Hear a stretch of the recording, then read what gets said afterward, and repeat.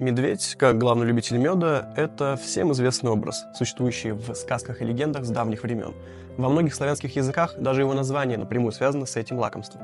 Например, в русском языке слово «медведь» буквально означает «поедающий мед». Но любовь к меду – это не просто культурный символ, а реальный факт. Медведь – это всеядное животное, и он, особенно если молодой, может питаться травами, кореньями, ягодами и насекомыми. А богатый сахарами мед – это настоящий суперпродукт, который дает медведю энергию, необходимую для накопления жира перед зимней спячкой. Конечно, пчелы яростно защищают свой дом, но толстая шкура и густой мех медведя не позволяют так просто прогнать незваного гостя. В итоге, если медведь разорит улей, то погибнет вся пчелиная семья.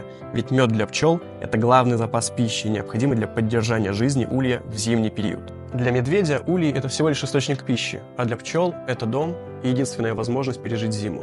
Но природа устроена так, что пчелы снова и снова восстанавливают свое жилище и продолжают заниматься неустанным трудом.